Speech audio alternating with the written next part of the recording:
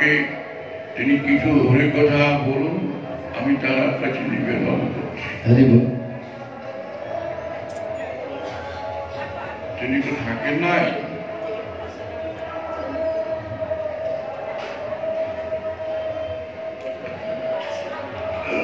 ओम अज्ञानतिमिरान्धस्य ज्ञानाञ्जनशलाकया चक्षुरुन्मीलितं येन तस्मै श्रीगुरवे नमः।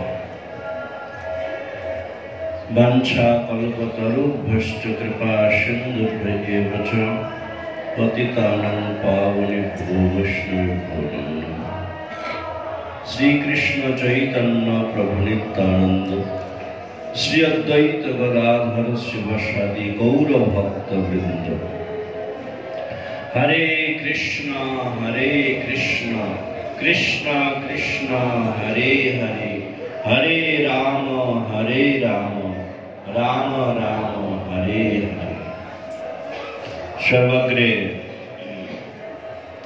अश्वदेव गुरुपाद पद्म अभिन्न नित्यानंद प्रकाश विग्रह संबंध ज्ञान प्रदाता नित्रिला पृष्ठ जगत गुरु शिष्यमान भक्ति सुहृद किंचन गोस्वामी गुरु महाराज श्री चरण कमले अनंत षष्ठांग दंडवत प्रणति ज्ञापन करी तार हेतुकी कृपा प्रार्थना करें। परम गुरुदेव गौड़ीय संगपति नित्रिला पृष्ठ जगत गुरु विष्णुपाद स्तोत्र शत शिष्यमान भक्ति सारंग गोस्वामी महाराज श्री चरण कमले अनंत षष्ठांग दंडवत प्रणति ज्ञापन करी तार हेतुकी कृपा प्रार्थना करी। विश्वव्यापी समग्र गौरी मठेर मूल प्रतिष्ठाता नित्रिला पृष्ठ जगत गुरु शिष्यमान भक्ति सिद्धांत सरस्वती गोस्वामी ठाकुर प्रभुपादेर श्रीचरण कमले अनंत साष्टांग दंडवत प्रणति ज्ञापन करी तार हेतुकी कृपा प्रार्थना करी। उपस्थित श्री राधा गोविंद ट्रस्टेर सभापति आचार्य अभिन्न गुरुतत्व गोपानंद वनदेव गोस्वामी महाराज, वर्तमान गौड़ीय संघाचार्य ओम विष्णुपाद स्तोत्र शत भक्ति प्रसाद साधु गोस्वामी महाराज एवं अन्यान्य समस्त मंचासीन त्रिदंडीवृंद सकल के हमें प्रणति ज्ञापन करें। समस्त भक्तगण मातृवृंद सकल की प्रणति ज्ञापन करें। श्री श्री गुरु गौरांग गांधर्विका गिरिधारी जी राधा विनोद बिहारी जी तदीय अपार कृपा আমরা श्री गौड़ीय संघेर मूल मठ श्री गौर नित्यानंद मंदिरे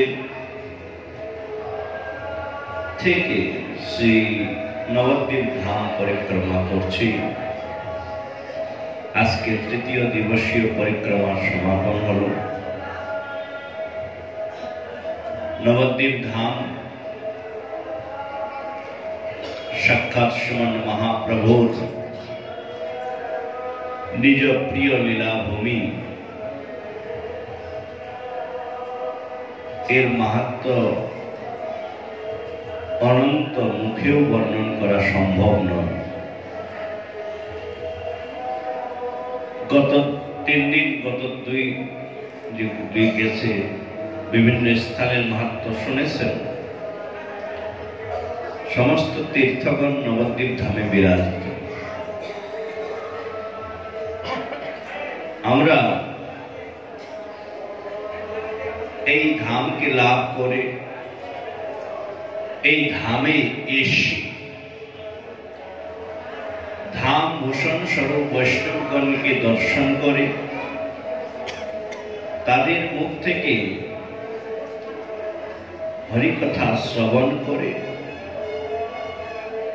धामेर धूलि गाये स्पर्श करे जीवन के कृतकृतार्थ करार एकटा सुयोग लाभ करेছে।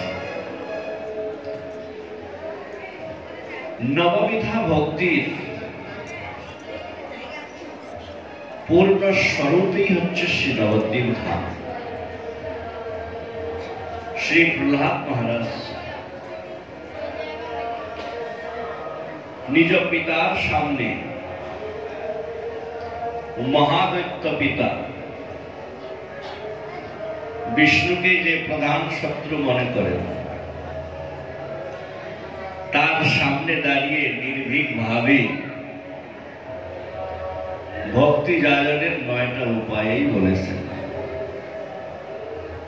শ্রবণম কীর্তনম বিষ্ণু স্মরণম পাদ সেবনম অর্চনম বন্দনম দাস্যম সক্ষমাত্ম নিবেদনম ইতি পুংসার পিতা বিষ্ণু ভক্তি চেন নবলক্ষণ। ভক্তির এই 9টা লক্ষণ শ্রবণ, কীর্তন, স্মরণ, বন্দন, দাস্য, সক্ষ, আত্মনিবেদন। আজকে স্মরণার্থ ভক্তির যে স্থান গোদ্রম দ্বীপ, সেটা আমরা দর্শন করেছি। প্রথম দিন ছিল আত্মনিবেদন ক্ষেত্র, কালকে ছিল শ্রবণাক্ষ ভক্তি ক্ষেত্র সীমন্ত দ্বীপ, আজকে স্মরণাক্ষ ভক্তি ক্ষেত্র গোদ্রম দ্বীপ বা গাদিগাছা বলা হয়। শ্রবণ, কীর্তন, স্মরণ। প্রহ্লাদ পরীক্ষিত মহারাজ সুখদেব গোস্বামীর সামনে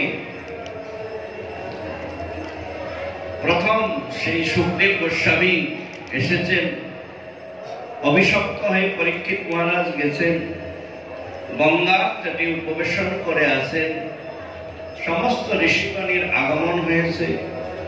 প্রহ্লাদ এখানে সে নারদ ঋষি, ব্যাসদেব, পরাশর, কিন্তু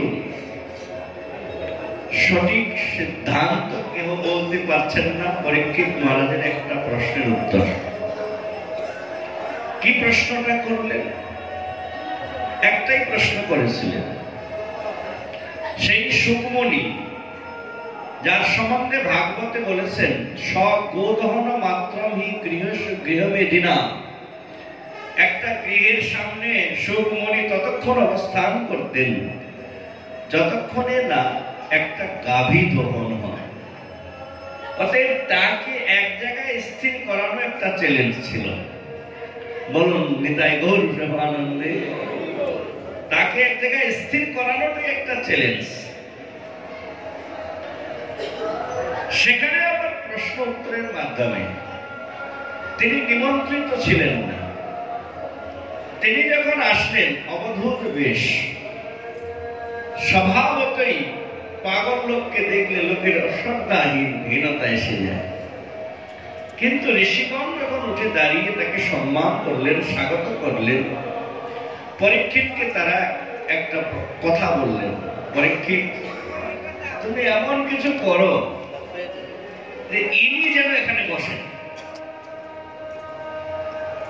পরীক্ষিতের সামনে যদি সুখদেব বসে যায় তাহলে সেখানে মৃত্যুটা মুক্তিতে চলে যাবে, এতে কোনো সন্দেহ নাই। অতএব তুমি তাকে সামনে প্রশ্ন করো। সুকমণিকে বসালেন, বসিয়েই প্রশ্ন। কি প্রশ্ন?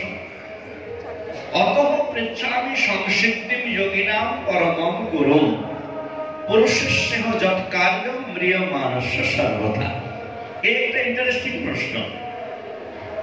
অতঃ পৃচ্ছামি সংসিদ্ধিম যোগিনাম পরমম গুরুম পুরুষস্যেহ যৎ কার্যম ম্রিয়মানস্য সর্বথা।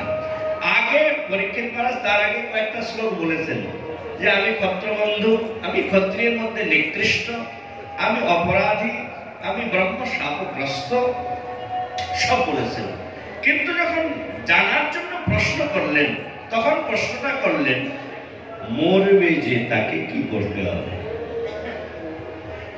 ম্রিয়মানস্য সর্বথা, যিনি মরণশীল ব্যক্তি, যার সামনে মৃত্যু দাঁড়িয়ে আছে, তার কি করণীয়? আপনি শুধু এই প্রশ্নটার উত্তর দেন। অন্য কোন কোনো প্রশ্ন নাই। আমি 7 দিন পরে মরবো, তক্ষক আমাকে দংশন করবে, এসব কোনো কথা বললেন না। তিনি ডাইরেক্টলি বললেন যে মরবেন যিনি তাকে কি করতে হবে। এবারে বলেন কে মরবেন না? হাত তুলেন তো। মরবেন না কে? তাহলে পরীক্ষিত একটিবারও নিজের কথা ভেবে প্রশ্ন করেননি। সুকমণি এখানে ইমপ্রেস হয়ে গেলেন, তাহলে তো এখান থেকে উঠা যাবে না। প্রশ্নটার উত্তর না দিয়ে উঠা যাচ্ছে না। আর প্রশ্নটাই এমন ইন্টারেস্টিং, সকলের সাথে জুড়ে আছে, প্রতিটা জীবের সাথে জুড়ে আছে। কেননা গীতায় ভগবান বলেই দিয়েছেন, জাতশ্রী ধ্রুবং মৃত্যু ধ্রুবং জন্ম মৃত্যুস্য তস্মাৎ পরিহার্যতে প্রথম সচিত মরসে অর্থবাপ্ত শতান্তে বা মৃত্যুর প্রাণীনাম ধ্রুব। জীবনে আর কিছু হোক না হোক একটা জিনিস হবে, সেটা কি কি হবে? তাই না? জন্ম হয়েছে, পড়াশোনা হতে পারে নাও হতে পারে, সম্ভাবনা রয়েছে। পড়াশোনা হলো, চাকরি হতে পারে নাও হতে পারে, চাকরি হলো, বিয়ে হতে পারে নাও হতে পারে, বিয়ে হলো, সন্তান হতে পারে নাও হতে পারে। কিন্তু জীবনে একজনে কেউ বলতে পারবে না যে মৃত্যু হতে পারে নাও হতে পারে। বলতে পারবে? অতএব সকলেরই একটা ধ্রুব সত্য, সেটা হলো মৃত্যু। যে মরবে তার কি করণীয়?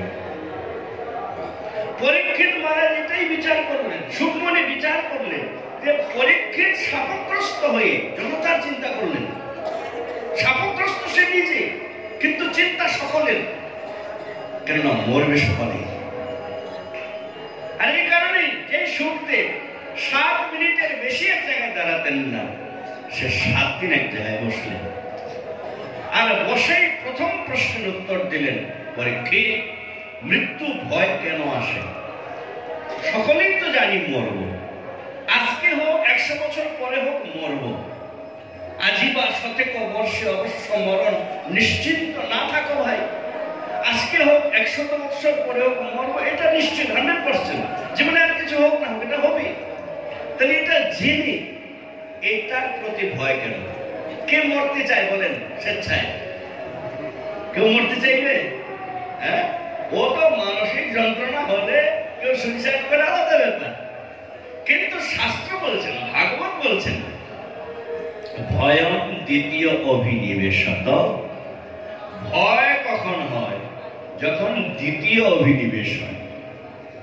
আপনার মনে ভয় তখনই ঢুকবে যখন আপনি যেই কার্য করতে এসেছেন সেটা না করে ফিরবেন।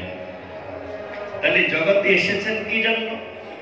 7ম মাসে মায়ের গর্ভবাসে আমরা সকলেই ভগবানের কাছে প্রতিজ্ঞাবদ্ধ হয়ে এসেছি, হরি হে ভুলিয়া তোমারে সংসারে আসিয়া পরে পেয়ে নানাবিধ ব্যথা তোমারও চরণে আসিয়াছি আমি, বলিব দুঃখের কথা।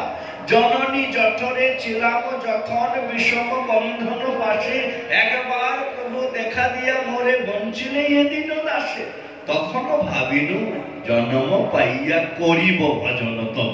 এটা হলো মেন কথা। তখনও এইটাই, এই কথাই বলেছিলাম ভগবানের, তখনও ভাবিনু জন্ম পাইয়া করিব ভজন তব। জন্ম হইল পরিমায়া জালে, বা যেই জন্ম হয়ে গেল কে ধরলো? মায়া জালে। জন্ম হইল পরিমায়া জালে, না হইল জ্ঞান। তারপর তো এই আদরের ছেলে, স্বজনের কোলে, অর্থ উপার্জন, সবকিছু হলো। পার্থক্য এখন ভকতি বিনোদ কাঁদিয়া কাতর অতি, না ভজিয়া তোরে দিন বৃথা গেল, এখন কি হবে গতি? এখন যাওয়ার সময় হাত চলছে না, পা চলছে না, বুদ্ধি কাজ করছে না, চোখ দেখতে পাচ্ছে না, সারা শরীর জড়াছড়, একেবারে মৃত্যু সজ্জায় শায়িত। এখন যে হরিনামটাও করবো, মুখে উচ্চারণ হচ্ছে না, হরে কৃষ্ণ বলতে গেলে আর মুখে উচ্চারণ হচ্ছে না। এখন কি হবে? যাওয়ার সময় বললেন ভয়ং দ্বিতীয় অভিনিবেশ। ভয়টা হয় এই দ্বিতীয় অভিনিবেশ থেকে। কেন? ওই যে কথা দিয়ে সে কথা রাখি নাই, কথা দিয়েছিলাম ভজন করব, এসে করেছি মায়ার কাজ। জীব নিত্য কৃষ্ণ দাস তাহা ভুলি গেল, এই দোষে মায়া তার গলায় বাঁধিল। আমরা কার দাস? কার দাস? আপনারা কার দাস? কাজ কার করেছেন? কার কাজ করেছেন? হ্যাঁ, মায়ের কাজ করেছেন। তো দাস একজনের, বেতন নিচ্ছেন একজনের কাছে, কাজ করছেন আরেকজনের। ও ধরবে না একদিন? মালিকটা ধরবে তো? আজকে ওই ভয় ধরেছে আমাদের, কোথা দিয়ে এলাম ওটা করলাম আরেকটা, এখন আবার ফিরে যাচ্ছি ওনার কাছে, জবাব কি দিব? সুকমণি বললেন, পরীক্ষিত, এর একটাই উপায়, তস্মাৎ ভারত সর্বাত্মা ভগবান ঈশ্বর হরি শ্রোতব্য কীর্তিতব্যশ্চ স্মৃতব্যশ্চেতাভয়ং। পরীক্ষিত, এই ভয় থেকে বাঁচার উপায় একটাই। আমাদের ভয়টা ধরেছে এই কারণেই, নিদ্রয়া হিরতেনত্তম বিবাহিন জবাবয় দিবাচার্য অয়া রাজন কুটুম্ব ভরণের। আমরা কি করেছি? যতটা জীবন পেয়েছি তার অর্ধেকটা ঘুমিয়ে কাটিয়েছি। আর যে বাকি জীবনটা অধ্যয়ন, অধ্যাপনা, অর্থ উপার্জন, কুটুম্ব ভরণ পোষণ, আত্মীয় স্বজন পালন আর কর্তব্য পালন করতে করতেই কাটিয়ে দিয়েছে। মূল যে কর্তব্য সেটা থেকে বিস্মৃত হয়ে এখন যে মৃত্যু ভয় আমাদেরকে ধরেছে, এর হাত থেকে বাঁচতে গেলে হে পরীক্ষিত, কেবল তিনটা কাজ করো। তোমাকে কোথাও ভাবতে হবে না, দান পুণ্যের জন্য যেতে হবে না, তীর্থ পর্যটনের জন্য যেতে হবে না, তোমাকে তপস্যার জন্য কোথাও যেতে হবে না, তোমাকে অন্য কোনো শুভ কার্যের দ্বারা মুক্তি প্রাপ্তির জন্য প্রচেষ্টা করতে হবে না। শুধু কেবল চিন্তা করো, কি কি? শ্রোতব্য, কীর্তিতব্য, স্মর্তব্য। আমাদের যদি সংস্কৃত ব্যাখ্যা করা যায় তাহলে এখানে যে কীর্তিতব্য, স্মর্তব্য, স্মরণের সাথে তব্য প্রত্যয় যোগ করেছেন। যদি আমরা দেখি এই ভয় থেকে বাঁচার আর কোনো উপায় নেই, তখন শুধু একটাই উপায়, কর্তব্য খাতিরে এখানে প্রয়োগ করেছেন শব্দটাকে, যে জীবের কেবল একটাই উপায়, কৃষ্ণের কথা শ্রবণ করা, কৃষ্ণের কথা কীর্তন করা, কৃষ্ণের কথা স্মরণ করা, তাই না? অতএব কৃষ্ণ স্মৃতির জাগৃতি স্বরূপ আমরা যদি এই তিনটাকে বাদ দেই তাহলে কিন্তু আমাদের কিছু লাভ হবে না। সুকমণি কিন্তু পরীক্ষিতকে তিনটাই উপায় বলেছেন। প্রথম, এটা উত্তর, পরে অনেক কথা বেরিয়েছে সেটা আলাদা কথা, কিন্তু প্রথম যে প্রশ্ন আর প্রথম যে উত্তর সেটা হলো শ্রবণ, কীর্তন আর স্মরণ। আচ্ছা, এখন শ্রবণ কিভাবে হবে? কীর্তন কোথায় গেলে হবে? হ্যাঁ, তখন বললেন শ্রবণ এক জায়গায় গেলে হবে। কোথায়? শতাং প্রসঙ্গান মম বীর্য সঙ্গী ভবন্তি হৃদ কর্ণ রসায়না কথা তজ্জো সনাদা অপবর্গ বর্তমানি শ্রদ্ধা রতির ভক্তির অনুপ্রবেশ।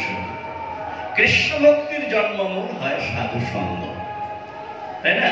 এখানে এসে শ্রবণ হচ্ছে, সাধুগণের মুখনিসৃত কৃষ্ণ কথামৃত যখন কর্ণ কোহবরের দ্বারা হৃদয়তে প্রবেশ করছে, তখন হৃদয়স্থিত সব থেকে বড় রোগ যে কাম, সেটা দূরে চলে গিয়ে অপবর্গকে জাগৃতি করছে, পবর্গকে নাশ করছে। আমাদের সকলের পবর্গ আছে, এই পবর্গ যেখানে নাশ হবে সেটা মুক্তির স্থান। অপবর্গ সেটা কি? প মানে পাপ, ফ মানে ফলের আশা, ব মানে বন্ধন, ভ মানে ভয়, আর ম মানে মৃত্যু। তাহলে পাঁচটা কান নাই? প মানে প বর্গ আছে একটা, প ফ ব ভ ম। প মানে পাপ, তাহলে সবার আছে। ফলের আশা, আমরা কর্ম কম করি, ফলের আশা বেশি করি। বন্ধন, ভয় আর মৃত্যু, এই পাঁচটা যেখানে থাকবে না সেটা মুক্তির স্থান। আর এই মুক্তির স্থান একটাই, সেটা হলো সাধু সঙ্গে কৃষ্ণ কথা। তাহলে শ্রবণ হয়ে গেল, এরপরে হয়ে গেল কীর্তন। তাহলে কীর্তন করতে গেলে কি করতে হবে? কীর্তন শ্রবণ হলে হবে, স্মরণ আর কীর্তন ওতপ্রোতভাবে জড়িত। কিন্তু আমাদের চিত্ত ধুলা, আর কাম ক্রোধ লোভ মোহ মদ মাৎসর্য আদির ধুলার দ্বারা এমন ভাবে আবৃত হয়ে আছে যে এখানে স্মরণ হওয়া সম্ভব নয়, স্মরণ হওয়া সম্ভব নয়। আর এই কারণেই কলিযুগ পাবন অবতারী শ্রীমান চৈতন্য মহাপ্রভু আমাদের জন্য ধাম নির্মাণ করেছেন। আর এই সেই ধাম নবদ্বীপ, যাকে আমরা শ্বেতদ্বীপ বলি। এই নবদ্বীপে নবপ্রকার বা নববিধা ভক্তি যাজনের পরম স্থান, আর তার আজকে হলো স্মরণাক্ষ ভক্তি ক্ষেত্র। বলুন ওম বিষ্ণুপাদ স্তোত্র সদস্য শ্রীমদ গোপানন্দ বলদেব গোস্বামী মহারাজ কি। মহারাজের আগমন।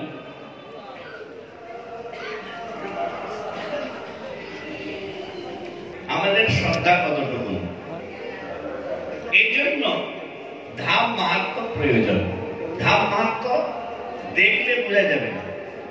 দেখবেন নিজের বাড়ি যেখানে, ওখানে যা আছে এখানে তাই আছে, ওই বিল্ডিং, ওই গাছপালা, কিন্তু এখানে যে ধুলির মাহাত্ম্য এটা আপনি জানবেন কি করে? এখানে ধুলির মাহাত্ম্য আলাদা। কালকে আপনারা হয়তো সীমন্তের দিন গেছিলেন এবং ওখানের মাহাত্ম্য শুনেছেন। পার্বতী দেবী ওখানে ধুলি সিঁথিতে লাগিয়েছিলেন, সেই জন্য নাম করেছিল সীমন্ত দেবী। কেন লাগিয়েছেন? কেননা এই ধামের ধুলির একটা কণার যে মাহাত্ম্য, এর বেদ বেদান্তে মাহাত্ম্য খুঁজে পাওয়া যায়। স্বয়ং সর্বশ্রেষ্ঠ জ্ঞানী বৃহস্পতির শিষ্য, স্বয়ং ভগবানের নিজ প্রিয় মিত্র, বৃষ্টিনাম প্রভু মন্ত্রী, কৃষ্ণস্ব দৈত্য সখা শিষ্য বৃহস্পতি সাক্ষাৎ উদ্ধব বুদ্ধি সপ্তম। উদ্ধব সাক্ষাৎ কৃষ্ণের সব থেকে প্রিয় মিত্র, বৃষ্টি বংশীগণের সব থেকে শ্রেষ্ঠ মন্ত্রী, গুরু বৃহস্পতির সব থেকে বড় শিষ্য। তিনি জ্ঞান মিশ্রা ভক্তিতে রত ছিলেন। ভগবান সেই জ্ঞান মিশ্রা ভক্তিটাকে প্রেম ভক্তিতে রূপান্তরিত করার জন্য উদ্ধবকে যখন ব্রজে পাঠালেন, সেই ব্রজের যে ধুলি, সেই ব্রজের যে ভাব প্রেম দর্শন করে উদ্ধব একটা কথা বলতে বাধ্য হলেন, নবন্দে নন্দ ব্রজস্ত্রী নাম পাদ রেণম ভীষণ সহ।